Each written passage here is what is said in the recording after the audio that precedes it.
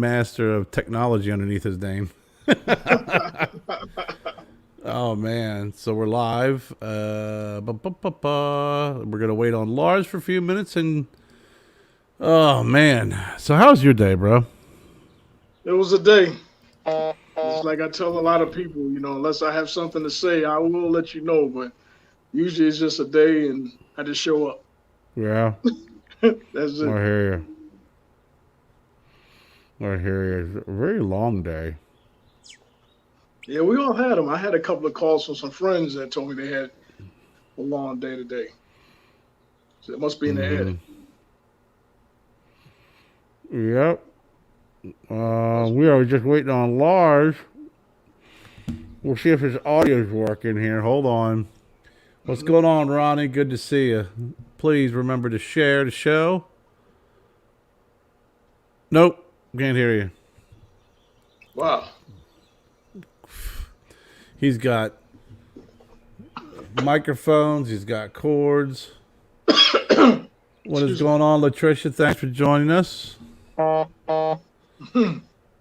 Um, I'm excited about tonight, man. I was actually just smoking a smooth sailing. It was right after dinner. Nope, Cool. can't hear you, Lars. Thank you, Ronnie. Um, Lars, did you give yourself permission? Did you give permission for audio and video when you signed in? Ronnie, Lars could read and probably hear, but cannot see. Oh, he can see, but he cannot. We cannot hear him. But yeah, I was smoking a smooth sailing right after dinner, and I gotta tell you, it hit the spot, man. It hit the spot. What you have for dinner? Oh yeah. So while we wait for Lars to hop on, our man Lars, let's see here. What do you think? Drum roll, please. Think he'll make it? Lars, can't hear you.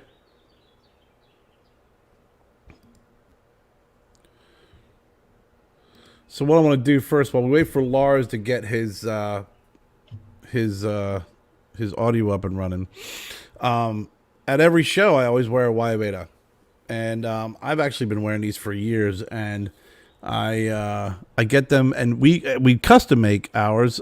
We've done I think 5 or 6, Jennifer. I can't remember how many we've done so far. But they're all from Joseph Genovese at YA Bear Clothing. Down below, you can see you go to www.yabear.com. You can use the code VSR Cigar Fam, and you will get 10% off your order. Just a great guy, great clothing. He's taken the modern, like kind of the traditional Y Veda, and made it a little bit more modern, and I just love it. I mean, he's ventured into doing polo shirts and everything. So Cool. yeah, Cool. they've been a sponsor of ours for day one. I can't hear you, Lars. So yeah, so I've been they've been a sponsor of mine for a long time. We've been good friends for a long time. That's good. Yeah. He's Let's such check a that out. yeah. Such a great guy, man. Such a great guy, and great product too. One of the other things I wanted to bring up is if you're familiar with the LCA, the Limited Cigar Association, Brian from Pravada Cigars started the LCA, which is just a great a program where they do limited releases to specific shops monthly. This month is the Casada Barbecue. Um, it's an, I I know, like right? that. That's nice little I like piggy. that. Yeah, Yeah, so yeah. that should be dropping tomorrow. Make sure if you belong to the LCA email blast, you'll find out what cigar shops carry it. I know here in South Carolina, the Boiling Springs Wine and Cigars carries it. The Tobacco Merchant, Tobacco Case, my good friend down in Greenwood. We got Cameroon and Greer. We got FH Cigar and Traveler's Rest, and we got Lancero Lounge. We got a lot of places here in South Carolina covered, and then up in North Carolina. So, Okay. Okay. where are you? So yeah, he does this release. It's kind of like the TAA. There was an Right. article. No, we almost had you though. I did hear a hiss. It's kind of like the TAA. It's these the specific. He gets these um, tobacco. Hold on a second. There we go. He actually can. He actually gets specific blends. He's had them made by Espinosa. This one is by Casada, and they release a very limited amount monthly. And it's like, okay, this month it's going to be the Vince, and everybody gets their cigars, and then when they're gone, they're gone. Hmm. Yeah. Feel like you froze for a second. Pardon? You froze. I There you did. go. All Yeah. right. There you go.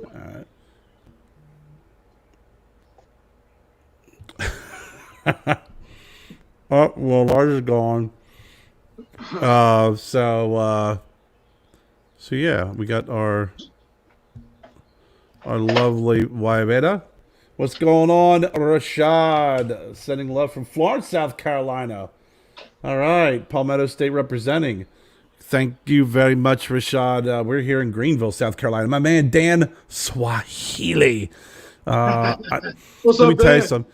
Dan, I love Dan's shop in Maryland. Yeah. God, what a great place. Got Jeff DeCenzio from Rolling Stogies. Oh yeah. Yeah. Oh man. It's awesome, folks. Dwayne Schaefer, what's going on, my man? So yeah, I've been really, really blessed to meet a lot of people along my journeys. I know you have too.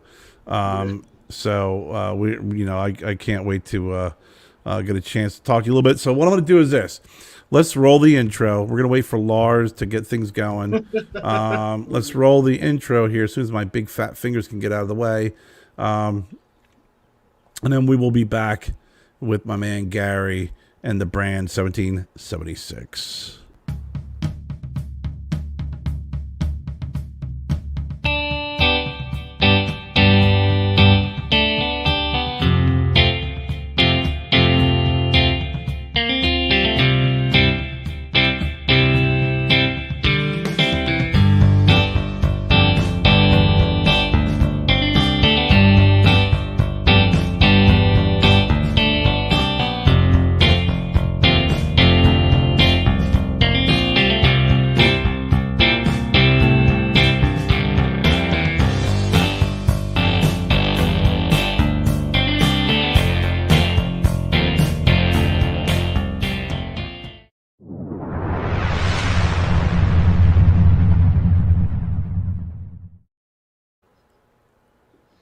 Hola, brothers and sisters of the Leaf. Welcome to the Stogie Road Diaries. This is Kerviahante, and I am here with my man Gary. The intro has hosts Duncan and Lars, and none of them. Big fat goose egg. But we'll give Lars Duncan. Duncan has some other stuff going on. I know he's going to be taking a little bit of a hiatus over the next several weeks. And Lars is having some technical difficulties. He's on again. We'll give him one more try. So, can you hear me now? Lars, there's the voice. All right. Yeah, listen to the thing out there. Lars is the grandmaster of art, but will not be the grandmaster of technology. No. No. Sorry about that. So, that's okay, man. Listen, we just did the intro, just did the music, did the whole intro, did my little spiel. What's going on, Big D? Daryl Iverson, good to see you, brother. So we are here with Gary, and I'm so excited because I've been pumping up the brand 1776 for a couple weeks now. It is now available on. Here, plug right into here. Yeah, you're going to start echoing really bad if you want two in we there. We won't. Trust me. Am I bringing a fourth on? Oh, look, we got a lot of. Yeah, that one doesn't have audio. No, I know. It's just so he can listen. Oh, gotcha. Okay, my bad. So, we got Gary here from the brand 1776. What I was saying is, been talking a lot about this brand, been pumping it up, and he's smoking it. He's smoking it, and we're selling it on the VSRCigarFam.com. So, Thank you, Gary, for sending me one. No problem. And Laura's gonna smoke one. Laura's, I just had smooth sailing right after dinner. I'm smoking the culture. Oh baby, that's my little Yeah. time machine. Oh, yeah, and I loved it. That's my time machine, man. I love the culture, bro. That takes me back. Thank you. And there you go. There's the ring. Did you see that? Yeah. Did you see that, Gary? No, you froze. Oh, here.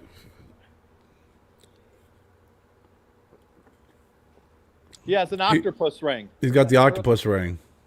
Oh yeah. No, I didn't see it. Show it again.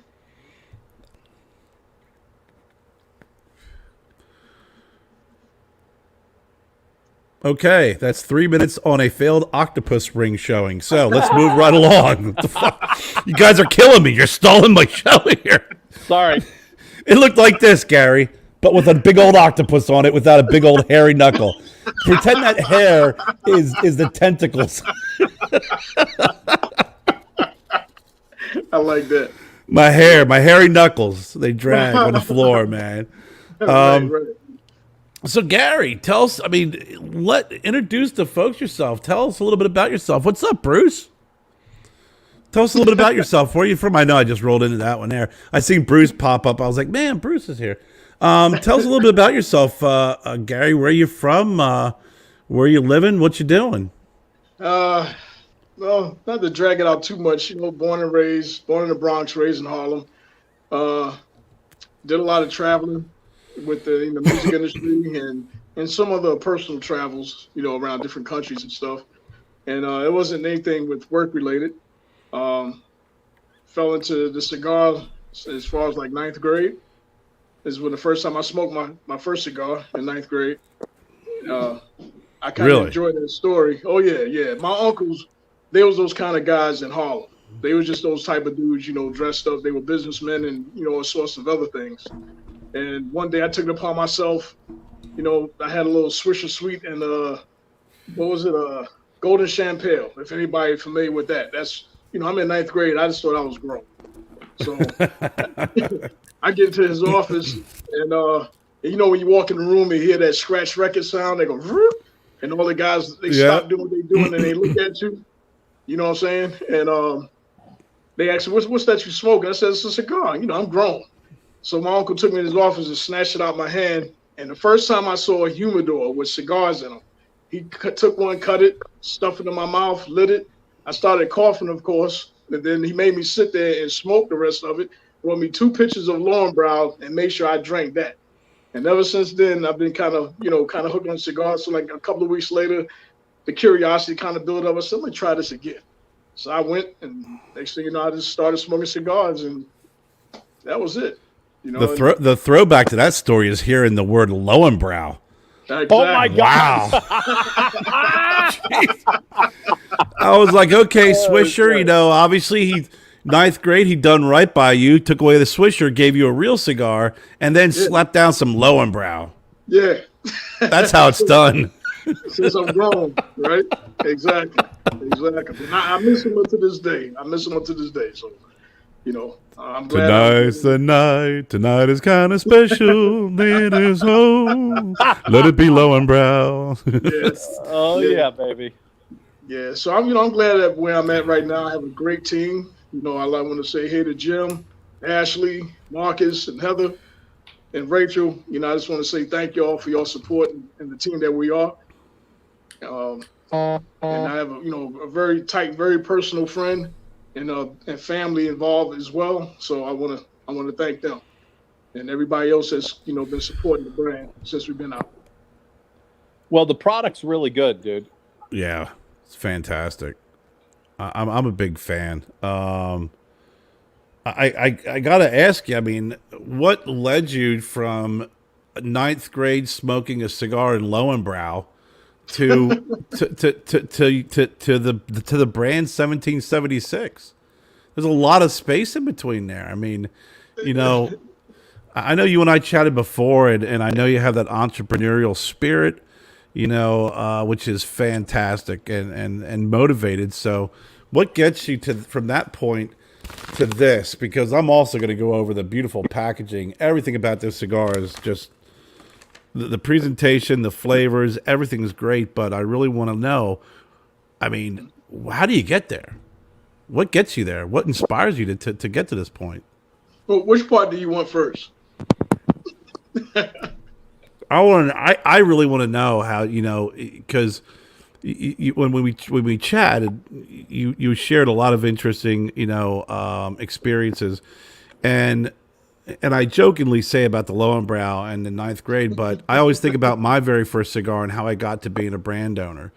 So at what point did you say I want to do cigars and I want to be involved in this at a professional level?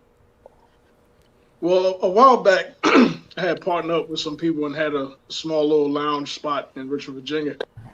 And also partnered up before that, we had like a nice club with the cigar lounge upstairs in Richmond. And it never came to me to want to have my own line or maybe have another lounge or something like that. It's just the fact of just being involved in this new fad with the bald head and silver beard and white beard and stuff like that. A lot of people, a lot of people started saying, you should open up another cigar lounge. You should do a cigar line and this and that and the other. And I never thought about it.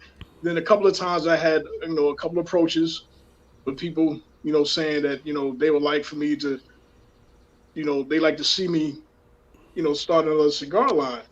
And I'm like, it all depends. It takes time. It takes money, a variety of a few things that, it's not an overnight thing. And so I decided, I took on, and sat with a buddy of mine and we went over it and everything like that. And both of us been heavily in the industry for like 30 years plus, so I figured, let me go ahead and try it out. I don't mind. I'll go ahead and try it out and have fun with this and see where it goes with, because I love cigars. I'm not in it just, to make the dollar. I like for everybody to enjoy it just the way I enjoy it. Yeah. So that's only fair and respectful. And to any business or some things, in the cigar industry or the cigar lifestyle, as you want to call it. A lot of people I met over that one stick, and I figured, why not join and make a movement out of it? Mm-hmm. So that's where the idea of the movement in 1776, like a revolution, it's not something that, we're trying to, like trying to make a statement. It's just being part of the movement of cigars. Right. I love it, man. It's Yeah. really awesome, Gary. Thank you. Just keep it simple, man. I'm a simple dude. Just really keep it simple. I love the simplicity of the name, the brand. It literally reminds me of like the band. Here's Bob Dylan and the band, and then they kind of broke off and they were just the band, but they were freaking phenomenal. They were fantastic. Right. So that's a great story, and I mean, I didn't realize that you owned a shop up in Richmond when we were chatting. No, I didn't own it. I was running it. Oh, you're running it. Pretty much part of it with the people that own it. And that was pretty much it. It was something simple and quick. And to be honest with you, I'm glad I left it alone at the time I did. Yeah. Well, listen. There's always reasons why things happen, right? Yep. Whether you're in one situation and you can't see your way out of it, or you can't see yourself anywhere else, and then when you're put in another situation, you realize that you're even better than you were before. Pretty much. I was always in a good position. They were good people. Then some things just happen, and you just got to make moves. So I'm glad I made my move. Well, I'll tell you what. I think you made a great move. With smoking these cigars, but more importantly, I'm just going to show everybody just because this part. I've seen a lot of cigars, and Lars, you've been doing this for. Fuck yeah. You've been doing this for years. Over 40 years. I mean, and when I think of like Lars' brand, and I remember seeing his brand on the shelf, 1996, 1997, when I had his first cigar. So it's a little surreal that I got a chance to meet Lars about a year ago, and we're doing a show together now. So I know, I love it. But it's completely incredible.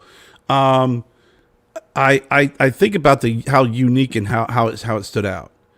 And then here we are, 2021, and I get your brand, and it's delivered in this newspaper.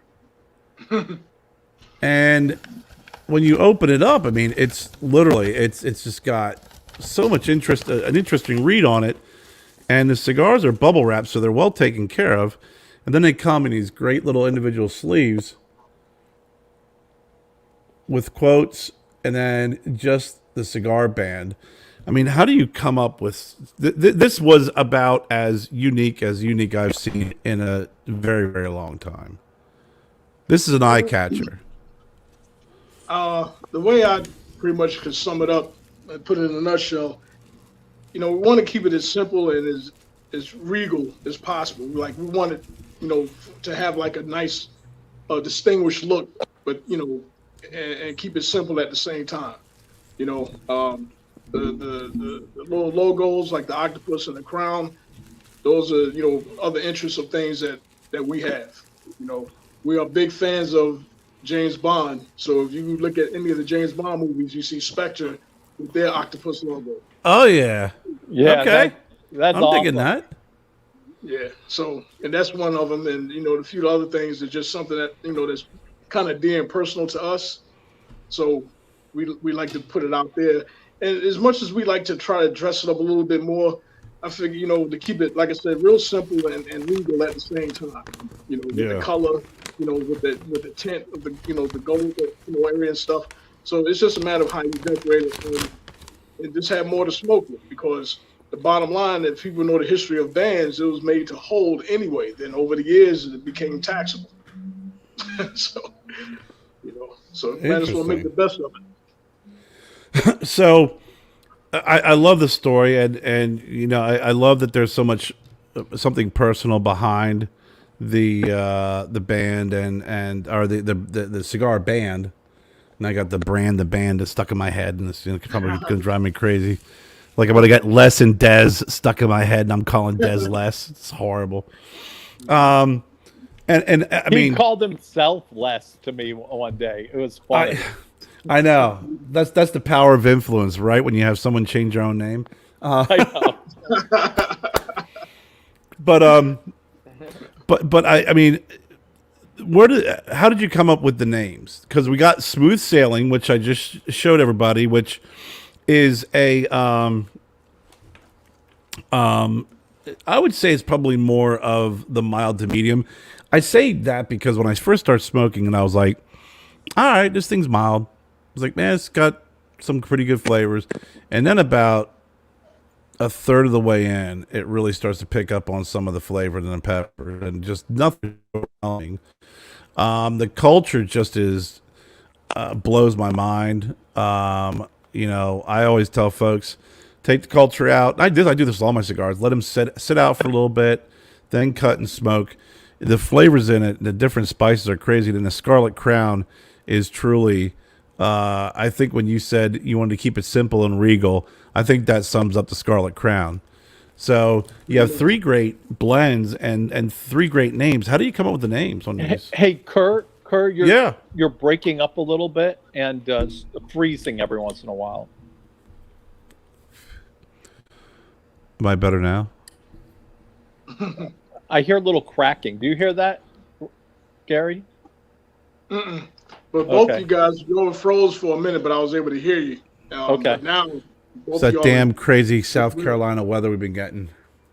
Got ya. It's real time now. Yeah, it does that some from time to time. StreamYard gets a little moody. I was really impressed by it, honestly. It's very unique stuff. I think you came up with some really great packaging. The smooth sailing is cool as anything, but the culture, I just love that. I love the name. I love all the stories you had in there. That was great, Gary. And even the Scarlet Crown, that was amazing. There's lots of cool stories in there too that it was really impressive. Agreed. We want to make it fun and interesting, and the slightness, everybody, you always get you a box of cigars, nice little pretty box, with cigars, which is fine. That's good. But at the same time, we're a small boutique company and trying to get up, and just being involved. Like, well, be a little unique and just have something simple and go back to the time when cigars were shipped in newspapers. So we figured just to have a little fun with that and see where we can go with it. The culture is what it is. The cigar culture today. Yeah. And it's just like I said, just keeping it a simple label, and it's really like joining everybody in this name and this brand by calling it the culture. Right. I love it. Kevin said that he thinks it's Mike's phone. That's all right. Well, we roll as we roll. And Kevin, you can find these fine cigars on www.vsrcigarfam.com. We proudly have all three blends. And what's great is you crack open a smoke, you crack open a cigar, and then you got some reading. Like you said, Lars, there's some interesting stories in here. Really as you're reading this through. And I was like, dang, like, I not only feel like I'm smoking a great cigar, but I feel like I'm getting smarter because I'm learning some stuff. I know. You know? I know things. I smoke cigars and know things. I know them now, bro. Yeah, I know. I'm getting my education. Exactly. I gotta buy another pack so I can see how the rest of the story ends. I love history. I love history. And then sometimes you come across people that, you have a good discussion on a lot of topics. And, if they buy this and they open up a pack and they see an article on there or something, it could be something to talk about, at the moment. Yeah. That's true, too. No, most definitely. How does your? I know we were talking about this the other night with your love of history. How does your love of history has it influenced anything with your cigar business? Like what part of history? I know you say you love history. Is there a specific area of history that really you're drawn to, or is it just in general? There are certain parts of history that I love. Especially like the beginning of how all this started as far as life. We're not, everybody can have their all different verses. I'm not reference to the Bible. I'm just saying in reference of how things began, how, where we're at to this day. Then you have, different wars, different dynasties, periods of, certain groups, reign, and certain people, led, great people led, and it took a lot of, togetherness for people like, for armies and stuff like that. Mm-hmm. Of course, we don't agree with bloodshed, but, in some cases, if bloodshed means, peace, then so be it on some, but everybody look at things a little bit different. But this history is very, is very big to me in a lot of different ways, even politically and on an everyday basis. There's some things that I don't sit and think about, but it just come to mind where some people don't know it, or they figure that you got to sit there. And I ain't got time to think about all that, but it just comes natural. Depends on what you know and what you learn. And I've learned more in my travels just as much as I learned in the classroom. Yeah. Most definitely. I mean, there's a lot to be said, Lars, with all the traveling you've done. Yeah. The education that you've gotten along the way. Sure. And also, you get to really learn about, when you travel around the world, you get to learn about other cultures and life, and you can see like a whole different side of the world where, most people don't experience it. But we're lucky enough that, we were able to travel and get like some really good culture in our life. I mean, Kerr, I'm sure you traveled a good amount. Not outside the U.S. like you. I'm not the traveling man going country to country. I love driving because I hate flying, and I love driving because I like smoking cigars as I'm going along the way. So I'm like, oh yeah. 8 hours versus a 2-hour flight. I can't smoke in the sky. I can smoke down in my car. Yeah. And I love the scenery, but I have learned a lot in my travels because when I did travel, I spent a lot of time within those areas. Gary and I were talking about the Northern Virginia area. And I spent a lot of time in Northern Virginia, and I loved it because it was just so diverse. That whole area, just driving around, and I'm a foodie, so I was like, I could just eat different types of foods every night, and I just really enjoyed being able to soak in the culture. From Oh, there, Dan's on. Hey, Dan, how you doing, baby? Uh, uh, yeah, Emily Dickinson. Ooh, nice. Dan Swahili showing check out the big brain on Dan. I love you, Dan. Thanks, Dan. I have had the opportunity to through Thanks, sis. my career is being able to interact with a lot of folks around the world in different countries and learning more about their culture, learning more about really with what I do, learning more about the healthcare industry, learning more about the way that the countries are run. It's been very interesting. So I haven't had the opportunity to travel, outside the U.S., but I know we'll be taking our first trip to Nicaragua this year. To our new factory, and the new factory that is now, if you've seen the pictures, making the new Stogie Road cigars, where they're soon going to be here. Dude, I love those. I love those pictures. Those are great. Those cigars look amazing. Mm-hmm. Thank you. Yeah. It's they sure do. We really ended up in a great spot. Hey, Des. Yeah, there's Des. We ended up with a great factory. Chris is he's a great guy, very knowledgeable, very open, and conversational, and collaborative, and a good person. And that's really when we switched. When we selected to work with Chris, all those things really mattered. Listening to the feedback on the blends and the tobaccos that we wanted to use, and then also taking a collaborative approach and not a directive approach. And I appreciate that. And I can tell you the samples that I got and what I'm seeing, construction matters. It just does. The construction of the cigar and the way it performs really matters, because you could get somebody who tries your cigar for the first time, and if it does not have what it takes, it'll turn them off. And not everybody's like me. I'll give a cigar like 2 or 3 more times. I'm pretty hard headed. I do that with food too. I was like, I think I was allergic to that. My tongue's kind of swelling up. Well, let me try it again one more time and make sure. I have done that. I mean, I've done it. I think it was conch. I got violently ill on conch, and I was like, I don't know if it was a conch, and I ate it again, and got ill. And then a third time, I'm like, maybe it was. And after the third time, I'm like, okay, I get it. I get sick on conch for some reason, But sometimes you have that one shot, that one moment, and you want to make sure that that the product that you're putting out is representing well.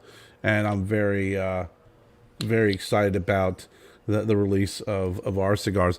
And I got to tell you, the construction on these cigars are fantastic. Can you tell us a little bit about? And I don't know how secretive things are or how open you are, Gary. I will ask the question, and you can tell me to be quiet or not. Des less Des. But can you talk more about where they're made, country of origin, the tobaccos, blending? Can you get into any of that with the different blends that you have? Yeah. Basically, excuse me. It's coming out of Nicaragua and the DR. Between those two, and we have the farmers that we work close with, and a couple of the factories that we deal with. That they have a special technique of how they cure the tobacco. Like if you got so many different variety of ways of curing this tobacco and aging it, and you got tobaccos that's like 30 years old, and stuff like that. So it's just in the way of how they farm it, and where we were able to get the selection of the quality that we have, because we wanted to make sure that was, you try to make everything a little bit different. I mean, how many kind of different orange sodas can you have? Right. Different types of all that. And the tobacco is, it's hard to stretch, to make everything different and unique. So it's all in what you put in and what you get out of it. You see, so you want to keep certain things in a good balance. So that's great. Fair across the board, That's interesting with the with both Nicaragua and Dominican Republic. I mean, you're getting the that traditional, Nicaraguan stronger, with the little bit spicier Dominican, not quite as much. But Lars, Gary had mentioned about the fermentation process. What do you feel? I mean, I know with your experience, you've done it all. Is there any way that you think some folks are doing it, they're doing it right, and folks that are doing it maybe not doing it right when it comes to Sure. fermenting tobacco? I think that the cigars that I've smoked of his were great. I thought they were excellent. And the other people out there, I don't want to mention all their names, all of them. Well, no, you don't have to mention any names. Just let's not mention names because I can mention names. I know. Name. But listen, we both. Have yeah, you know what though, man? I look at this way. Is it time for name dropping now? Can we start dropping names? Nah. Listen. Dropping names. Dropping names. Yeah. Names. That's the only name dropping is Lars gonna rap dropping names. No, man. I'm not really big into that. I think that's I'm not cool with that. Unless I always say I'm not going to say shit until someone forces me to tell the truth. Right? Yeah. I ain't gonna say shit till someone forces me to tell the truth. Exactly. And there's nothing worse. There's nothing worse than someone who will name drop or say something disparaging about someone else. Is someone doing it passively aggressively. I fucking can't stand that.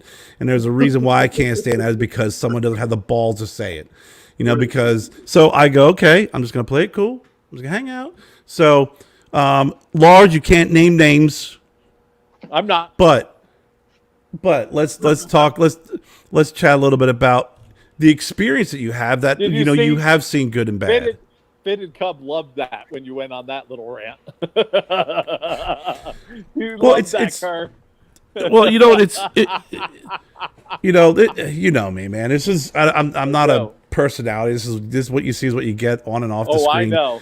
But I also think that just in general, just not only speaking about any personal experiences, but just in general, work experiences, life experiences, past experiences, it's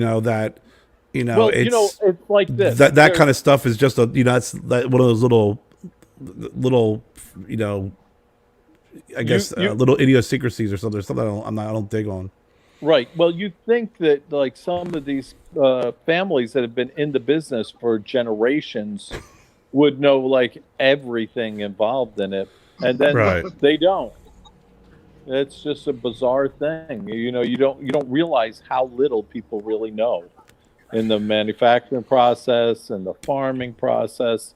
Now, look, I don't ever claim to know much about the farming because I don't. But I'm not a gynecologist, so how could I know? I have no idea how you got to that. However, I'm sure there's some sort of double entendre or something in there. But what about the fermentation process? Because I think everybody has their own way of fermenting, tobacco. I think there's some folks that really kind of know what they're doing, and I think there's some folks who think they know what they're doing. And I think there's some folks that just, they don't know what they're doing. But they're willing to learn. They want to know. So with your experience, Lars, I mean, what is that most important part of fermentation? I'm really not going to go ahead. You know that I've been doing this for a long time, and I never give up any secrets. And I'm definitely not going to go ahead and reveal any of my secrets on the podcast. I'm not asking you to. But I would never ask you to do that. Yeah, but I will tell you that when I've always bought tobacco, I really mostly had already aged fermented tobacco before I ever bought it, because I let the people who really know what they're doing handle that.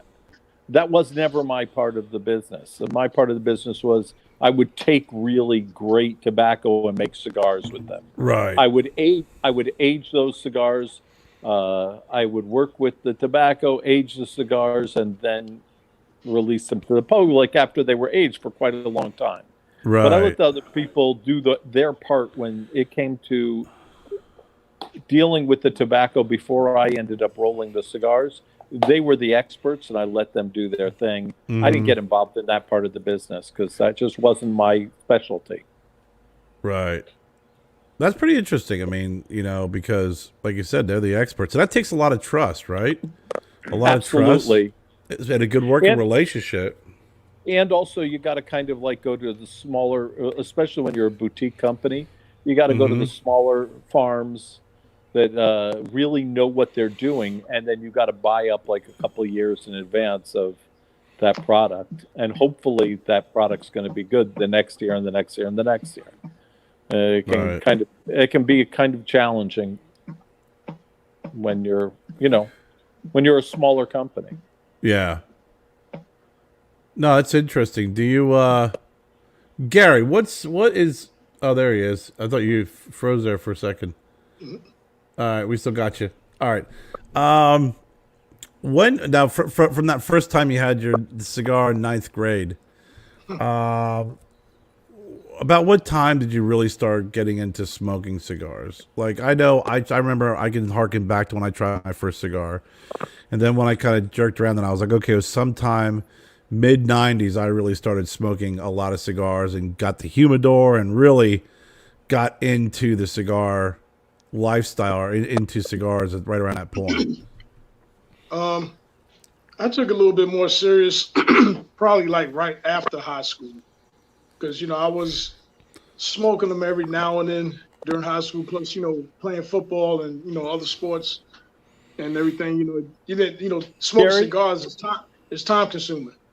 Gary, when you were younger like that, were you also into the style? Because like I know that you have like a very unique style and a very cool sense of fashion. Were you into that when you were younger too? Yeah, growing up in Harlem, you had nothing. You always know the style. That's all I can say. I mean, that's a New York thing, but that could be everywhere. But I know growing up, that was big on us. I went to Catholic school, so we're used to wearing a uniform. And then when I went to the Catholic high school, we didn't have to wear a uniform, but we still had to dress, coat and tie and everything like that. And then after I left that school, I went to a public school where that public school was very fashionable. John F. Kennedy in the Bronx.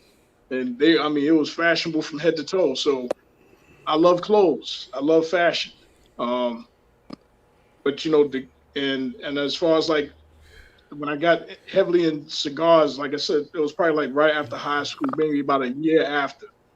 And I was, interning and working and stuff and doing a lot of traveling. And I was still dressing, the way I like to dress. So, I'm growing up, already knowing I'm a man at that time. You couldn't tell me anything.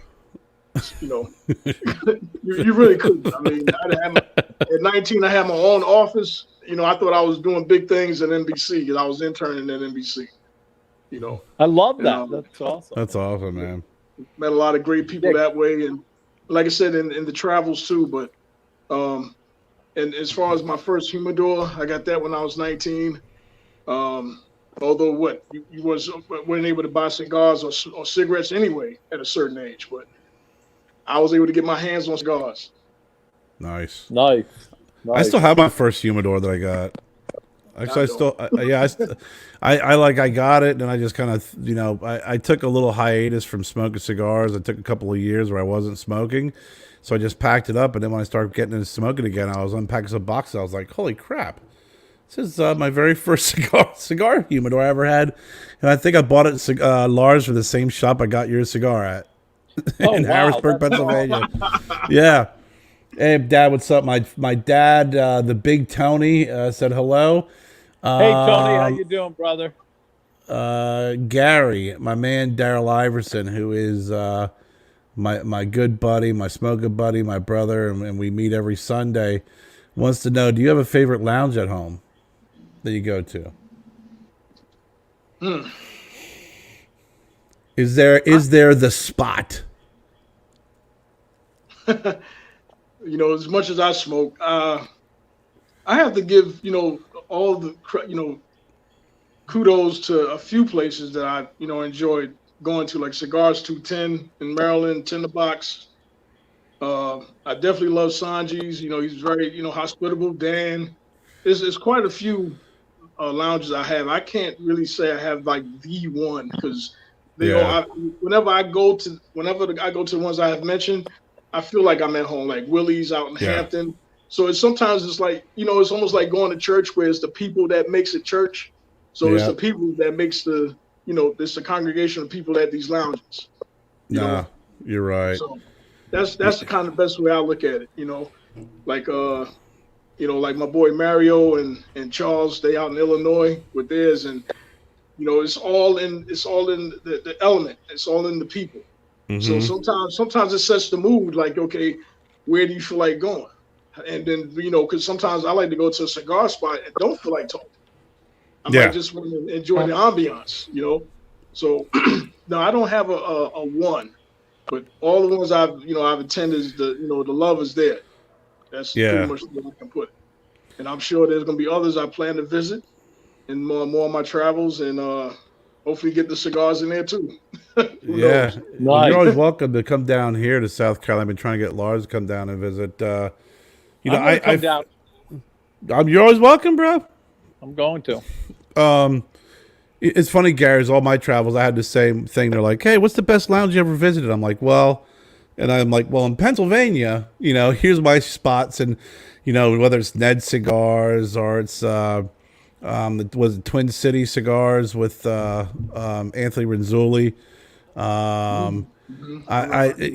Maryland, like you mentioned, Cigar 210, Burnt Leaf. I Little mean, Doc. yeah, good old Doc. Dan's Lounge. I mean, it's I places that like that. really make you feel at home. Yeah, You and it's know, all in. it's It's really it's warming. it's yeah, it's all in your mood. Where you feel Yeah. like going, and sometimes where you have time to go. Yep. There's a place to smoke. There has not been a cigar lounge or a spot that I hadn't liked Right. because I'm smoking. I'm smoking my cigar. Look at the difference where you can't go into the restaurants to smoke or smoke cigars, or they got a little portion at the bar. So now you got all these cigar lounges popping up everywhere. As long as I can, smoke and hobnob and run the mouth with people, or just sit back and listen to music if it's there, or watch a good game, whatever the case is. That's this the cigar community has changed over time. So Yeah. unless some people have their favorite spots because it's convenient to them. Mm-hmm. You know, Convenient, and it's kind of funny is when I was I used to spend a lot of time in Maryland, and it was like if I had something to do that evening and I'm driving through, I'm like, man, I want to stop at the Burnt Leaf, but if I know I stop there, I'm gonna get hooked in. I'm gonna be sitting there hanging out, smoking a cigar, shooting a shit. So I'm just gonna bypass, keep going, and maybe stop somewhere just to grab a quick cigar so I can get back to the hotel and get my work done because I got to do X, Y, Z. But I gotta tell you, I've been lucky enough to meet so many fantastic people in so many different areas from so many different backgrounds, all diverse. And it's like when you walk in that lounge, man, all that's left at the door, all the all the crap's left at the door, and everyone is just equal, hanging out in a cigar lounge, shooting the shit. And then when you actually start getting to know people, and then you get to learn more about their background and diversity, and you learn that there's so much more commonality than there are differences. it is. That's why You'd I be always love the surprised. cigar lounge. You You'd be always learn surprised. more that you have more commonalities than differences. And at the end of the day, when you think about the differences you have, it ain't worth shit. It really isn't. No, it's very universal.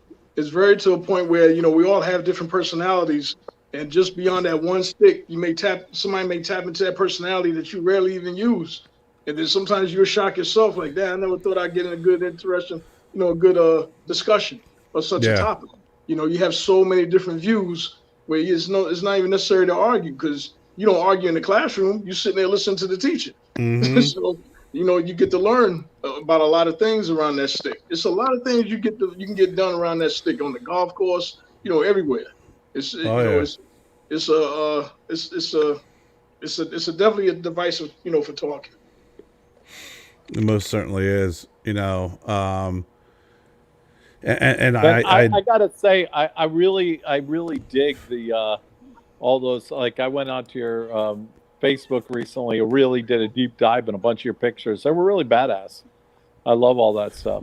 yeah. Who, me? Yeah. Oh. Yeah, he ain't talking to me, Gary. I don't got. Trust me. Look at this face. This is not photogenic, bro. I got a face dude. for radio. Thanks. Yeah, right. No, it's just something simple, man. Just something I enjoy doing. It's just being me. It's not to impress anybody. I've asked a couple of times to do fashion shows and stuff like that. That's just really not my cup of tea. I tried it a couple of times just for the fun and being since I was asked. I didn't mind participating, but it's just a joy of what I like doing and what I'm part of anyway. It cause you to stay the way you are. Yeah. I mean, I can dress down too. I got on a sweatshirt, so it don't matter. He's wearing his Yeah. New York Yankees. Yeah, but you're stylish though. That sweatshirt, man. Come on. It's a sweatshirt, man. That's all it is. It's a sweatshirt. If I had my sweatshirt on like that, it would look like I'd have a sweater on underneath it. It just would not look good. What? Hey, Gary, you mentioned the music industry earlier. What's share with us a little bit about your experience in the music industry. I know you had mentioned that to me too personally on our calls, and then you mentioned it tonight. What's your history and your experience in the music industry? Mainly, pretty much just like working behind closed doors to keep, try to keep the artists, not on the straight now, because, a lot of them, they have common sense. They know what they're doing and this and that, but it's just a matter of just, keeping them sane, not being a psychiatrist, not being security, anything like that, but just a matter of just keeping them, on their track to continue, to be successful, at what they do, so it's just, just a little bit of that and make sure no harm came to them as well. But, that was very, very early on in the early days of hip hop. So you were what I like to call that. I think everyone, especially when you have young, athletes, signing $1 million contracts, and you have artists signing these big contracts. They always need that one what the fuck person. Like when they're getting ready to do something stupid or something's going on, they just look at me and go, dude, what the fuck? Yeah, something like that. I mean, it was a group of us. It was a lot of us together. Doing this because we knew a lot of the artists. So just to make sure, they are homeboys. So it's like, we make sure that they straight. So there's things that we learned about reading and writing contracts. Dealing with the entertainment lawyers, the booking agencies, the promoters, if need be, or whatever, in the label. But it wasn't really, like being a name out there, or whatever, because we try to keep everything, like I said, behind closed doors, man. Just keep things moving so everybody can have fun.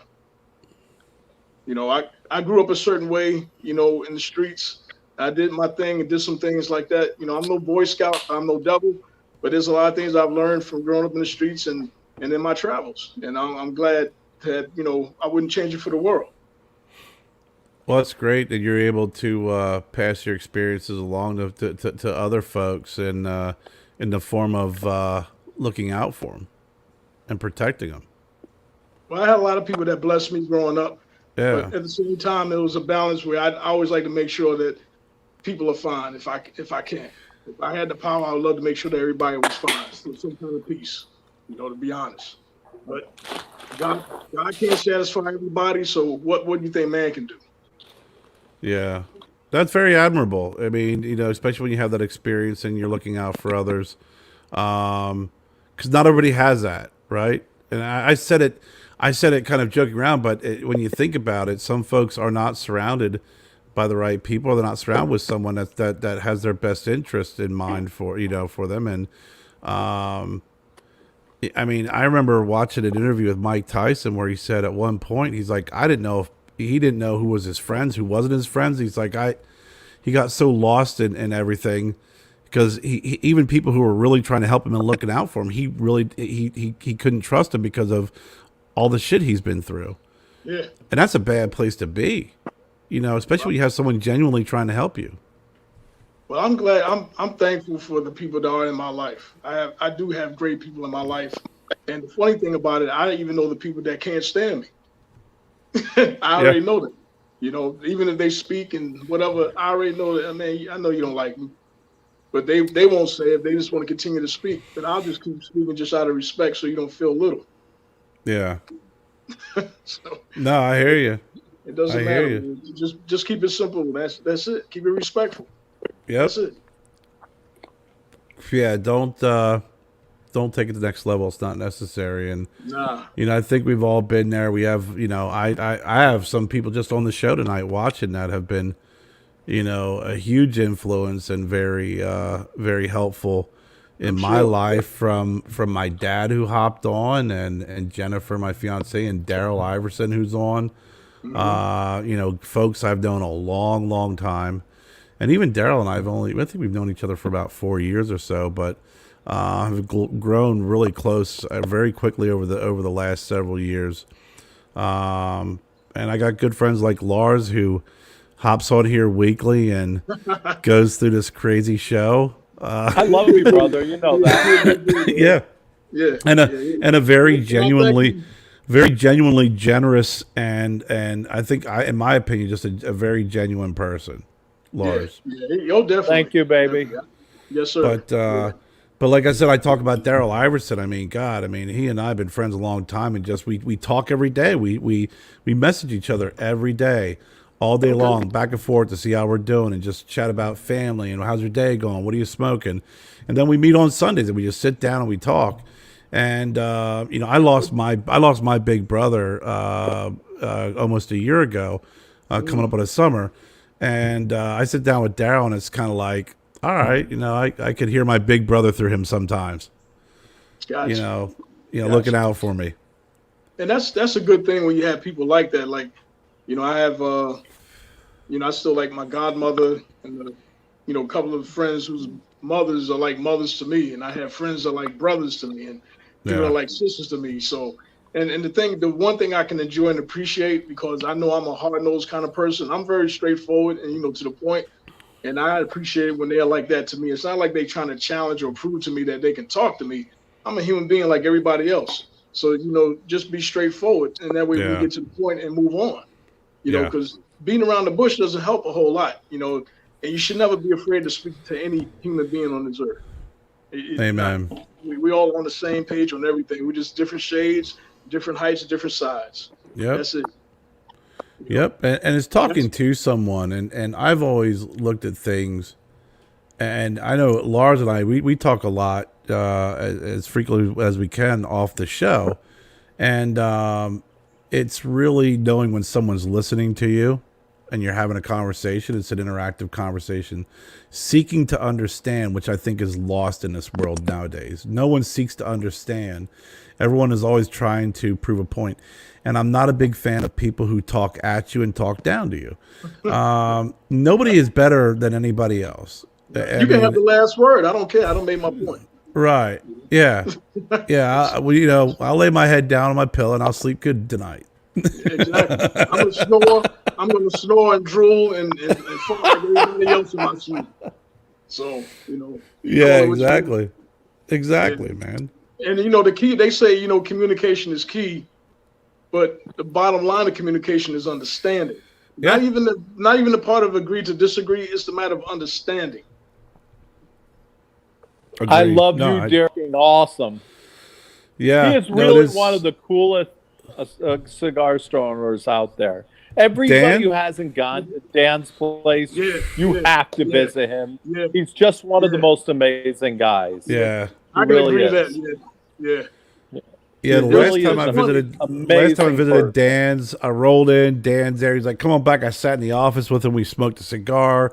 I was probably there almost 2 hours just shooting the shit with him. And Yeah. just I mean, I think my first experience, first couple experiences stopping in and talking to Dan, one of the times that really stands out was the Smoking Shields in Maryland were having, I think it was like their second or third meeting that was being held there. And he's got that lounge, and they collected money to pay for the time in the lounge. And Dan just said, "No, I don't want it. Donate it right back to Smoking Shields." And I was like, "Man, that is admirable. awesome. That's a straight that's a stand up guy right there, man. Yeah. Stand up guy." Yeah, he really is. There was a time I hadn't had time to get through the Maryland area, and then until recently, I was able to stop by and see Dan, and it was like just picked up like it was yesterday. I saw a picture. I saw a picture of you and Dan. I want to go down there. If you're going to go down me, because I will definitely, we'll make the road trip together because I want to visit him. Yeah, that'll work. Yeah. We got to make a road trip down to South Carolina. Yeah, and then we can smoke some cigars on the road trip. Yeah, along the way. That'll be great. A nice little tour, road trip, just cigar hopping through the states. Yeah, I tell you, you know what's funny is there's a place, I always tell the story, so I don't care if I've repeated it before, but there's a place in Pennsylvania called Ned's Cigar in Newtown, Pennsylvania. Oh, Small little town. Mm-hmm. Great place. That's And Lars, you know this story because we talked about the former owner. So I go in there, right? I'm up there with my family. I go in there with my family and I meet Matt Arlen. And he's one of the owners. Great guy. Sitting there shooting shit with him. And so I'm like, all right. So I start working up in that area. So I'm going in regularly. And I'm really getting along. Matt, Rich. I mean, everybody in that. It is the craziest town because everybody gets along. Everybody promotes their each other's businesses. So I'm like, hey, Matt, I got to go to the bathroom. Bathrooms at the back. So I go to the bathroom. There's a picture on the shelf. And I'm like, so this is probably about, 5 years ago? Maybe 4 years ago? So I see this picture on the shelf. And I come out and I go, hey, who's in that picture? What's the guy in that picture? He goes, Rocky Patel. I'm like, I know freaking Rocky Patel, Matt. The other dude. And he goes, Luca. I said, Luca Folia? And he goes, how the hell do you know Luca Folia? Back during that time that I was talking about, smoking my cigars from the mid-'90s or late, I actually worked in a car dealership with Enterprise Rent-A-Car and worked in, and Luca Folia was a service manager. And he actually ended up going back to Philadelphia and owned Ned's Cigars. So here I am standing in a cigar shop that a guy who I worked with 20 years ago used to own. And that's how small the world is. And I told Lars, he's like, yeah, I remember Luca. We used to carry our stuff down there. I was like, God dang. I mean, it's as soon as you think the world's big, something like that just comes up on you. Luca had an entire wall unit humidor. He must have had at least 25, 30 in there. Different kinds of my cigars. People were driving from like New York City just to get out there because he had so many like limited or rare or super expensive versions of my cigars there. Yeah, Luke was a good guy, man. God rest his soul, but he was definitely a good guy. And their lounge is still called the Luca Lounge. You know, so I mean, it's amazing, and I'm still I'm good friends with Matt and with Rich. I've done live shows from Ned's before. Again, you know, a number of great people I've met along the way, and just how when you start talking to someone, they're like, oh yeah, I know such and such, and then you start connecting, and you realize, wow, we got a lot in common. I mean, even Chris, the guy who owns the factory where I'm making the cigars now, we got to talk, and one of his close friends, and one of my best friends from college, were both in the K9 unit in Wilmington, Delaware. And when my buddy retired, his buddy took over. So I was like, wait, hold on. He said the guy's name. I'm like, I know that name. I've heard it before. I've seen videos of dogs biting him in a dog suit, you know? Oh, man. What's that? I can't read that. Cigar Cabin says he has got one of your cigars and doing a UK review on it soon. Can't wait. Oh, love your look. Awesome. Oh, wow. Cool. Yeah, you got to check out... Got to check out Dez, the Cigar Cabin on YouTube. Okay. Yeah. Really great. Nicest guy. We've had him on the show before. I mean, he's really, He's really top notch. Coming out of England, so we just sent him a care package with a bunch of cigars in there and some candy that they can't get in England. And they can't get, and they don't have Ziploc bags in England. Really? Who'd have known? I don't know. Huh. I tell you what's funny. My first trip to England is an area called Marshall. It's like southwest of London. My godfather was, English, so that's where he was from. And the first time I had chicken wings, they were like this small. Versus the chicken wings we're used to, they almost the size of turkey wings, over here in the States. Yeah. But you go over there, there's like the little tiny things because, I guess the difference on farming the animals and stuff like that are totally different. But I was like, oof. But they big on their fish and chips. Oh, yeah. They're going to take pride of that and mustard. Fish, chips, bangers and mash. Bangers, mustard. Yeah. Them sausages, yep. Exactly. Spice things up with a little bit of curry. That's right. That's right. I had a buddy of mine from England, and I gave Kevin Shahan. They tried the recipe, Lars. I said, look, my buddy in England told me that they take chicken salad, and they mix curry in it, and then they stuff a baked potato with it, and they eat it. So you get the cold and the hot with the curry. Mm-hmm. Mm-hmm. They've loved it. Jess and Kevin loved it. Thanks, Shanika. That's so Shanika awesome. Diva-Smith. Des said that everything is small here, Gary. That's why the wings. Everything is small. Now here's a guy saying hello, my man. I've known Marshall a long time. My man Marshall Morgan, up in Sicklerville, New Jersey. God, Marshall's the man. I love you, baby. Yeah, thanks for hopping on, Marshall. Good to see you, bro. Good to see you, man. I met Marshall online. We started talking. Actually, Marshall invited me up to Sicklerville, New Jersey at the Black Horse Cigar Lounge, and it was the first place I ever did a live cigar show. Was at their lounge. Cool. Yeah. Oh, yeah. Yeah, and it was a blast. You plan to go to any more lounges and do your show? Yeah, I mean, I'm always open for doing that. I mean, because I don't travel as much as I did. I used to travel a lot with my job, and now I work more from home. But when I traveled, I used to do, I did a couple shows on the road. Actually, coming up on May 22nd, I'm going to be doing a live show from FH Cigars here in Simpsonville, South Carolina, the next city over. My buddies who own FH Cigars in Travelers Rest opened up FH2 in Simpsonville, and their lounge. Daryl and I went to their soft launch, and it was freaking beautiful place, great place. So they're doing their official launch the weekend of the 20th.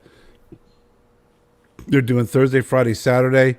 I'm going to be doing my show live probably around 4 or 5 o'clock on Saturday. So the more I kind of figure out what time we're going to do to start our show, but I'm going to do that Saturday night on the 22nd.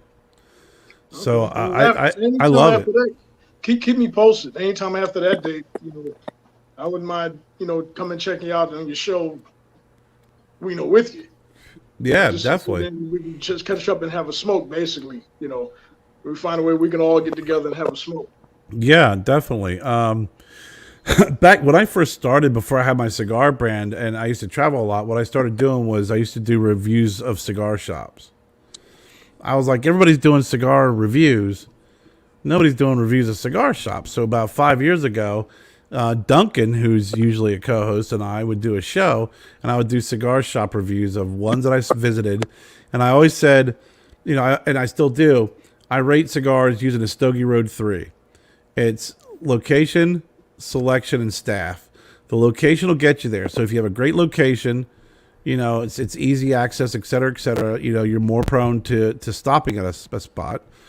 The selection gets you to buy. So if they have a great selection, or even a limited selection, but very good cigars, it'll get you to buy.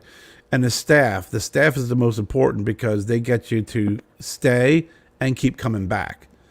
Mm-hmm. So that is the most important. And that's why when I go to places, as I mentioned before, some of the cigar shops I mentioned before, they have great selections. Most of them have a pretty good location Some are a little bit harder to get to. Neg Cigars in Newtown, you got to go. It's Newtown, Pennsylvania.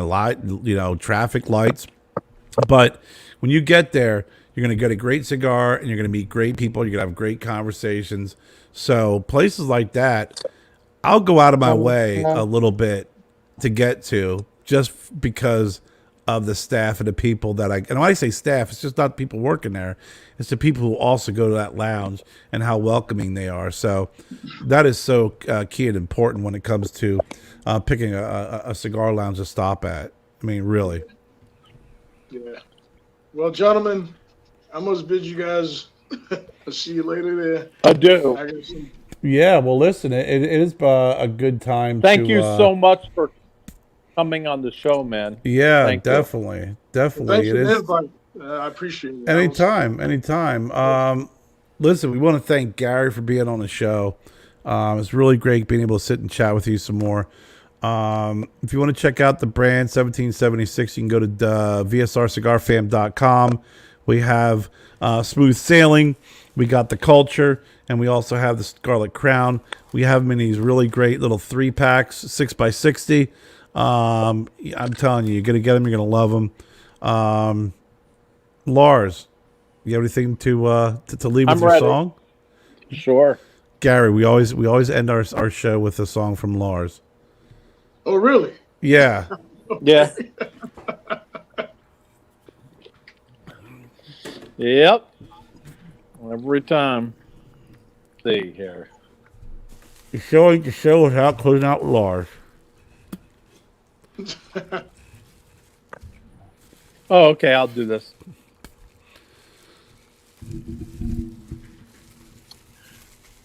All right. Here we are then in Venezuela. Getting crazy with my Cuca Loca. It's my time to get some skin.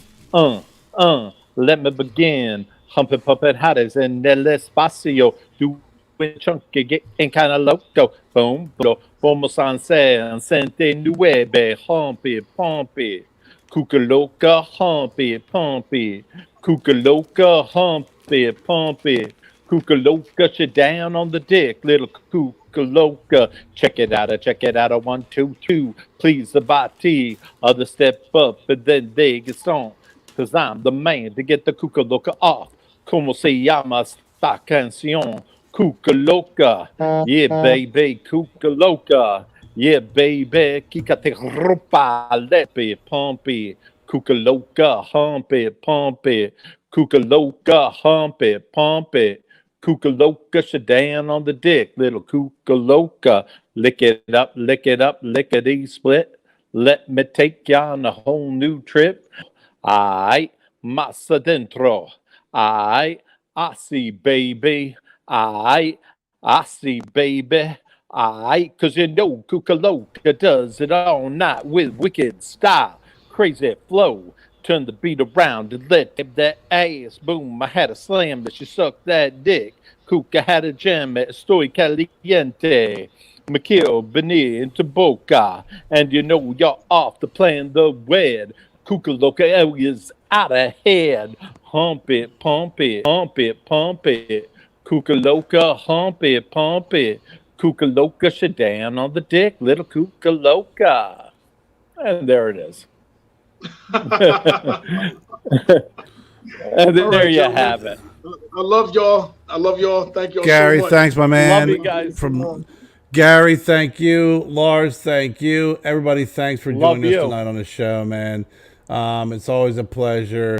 Check us out next week, and then we got a special guest coming up pretty soon. Lars, Matt's coming. Yeah, Matt Booth. We're gonna have Matt Booth in a couple of weeks, so we'll keep everybody tuned on the exact date. Everybody, God bless. Have a great weekend. All right. See ya. Love you guys.